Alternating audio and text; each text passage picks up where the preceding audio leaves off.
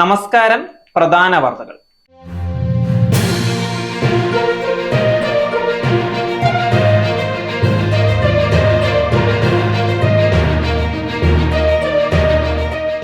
NDA സ്ഥാനാർത്ഥിയുടെ പോസ്റ്ററിൽ ഇടതുമന്ത്രിയുടെ ചിത്രം.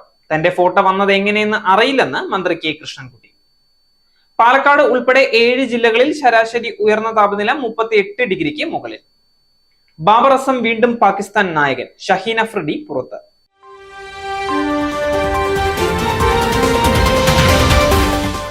വാർത്തകൾ വിശദമായി.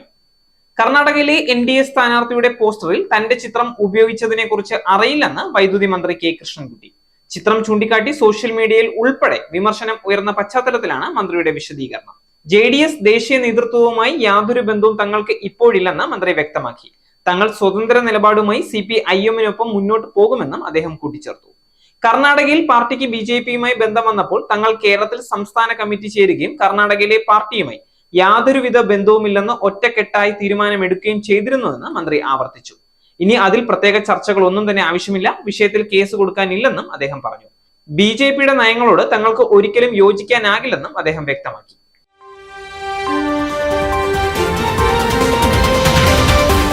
കേന്ദ്ര കാലാവസ്ഥാ വകുപ്പിന്റെ ഓട്ടോമാറ്റിക് വെതർ സ്റ്റേഷൻ ഡേറ്റ പ്രകാരം പാലക്കാട് ഉൾപ്പെടെയുള്ള 7 ജില്ലകളിൽ ശരാശരി ഉയർന്ന താപനില 38 ഡിഗ്രി സെൽഷ്യസിന് മുകളിൽ കടന്നു.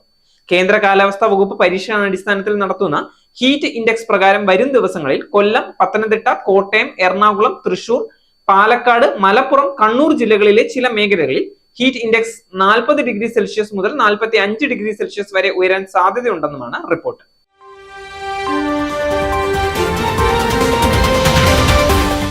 ബാബർ അസമിനെ പാകിസ്ഥാൻ ക്രിക്കറ്റ് ടീം ക്യാപ്റ്റനായി വീണ്ടും നിയമിച്ചു. ഏകദിന T20 ടീമുകളുടെ ക്യാപ്റ്റനായാണ് ബാബറിനെ പാകിസ്ഥാൻ ക്രിക്കറ്റ് ബോർഡ് നിയമിച്ചത്. നിലവിലെ ക്യാപ്റ്റൻ ഷഹീൻ അഫ്രീദി പാക് ക്രിക്കറ്റ് ബോർഡുമായി നല്ല ബന്ധത്തിലല്ല, പ്രകടനവും മോശമാണ്. ഈ സാഹചര്യത്തിലാണ് പുതിയ തീരുമാനം. ഏകദിന ലോകകപ്പിന് ശേഷമാണ് 3 വിഭാഗത്തിലെയും ക്യാപ്റ്റൻ സ്ഥാനം ബാബർ ഒഴിഞ്ഞത്. നിലവിൽ ഷാൻ മസൂദാണ് ടെസ്റ്റ് ടീം ക്യാപ്റ്റൻ. നേരിന്റെ വാർത്തകൾ നിങ്ങളുടെ വിരൽത്തുമ്പിൽ എത്താനായി സാക് ന്യൂസ് ചാനൽ സബ്സ്ക്രൈബ് ചെയ്തും ഷെയർ ചെയ്തും ഒരു ശരിയായ മാധ്യമ നിലപാടിന് നിൽക്കാൻ ഞങ്ങൾ നിങ്ങളെ ക്ഷണിക്കുന്നു.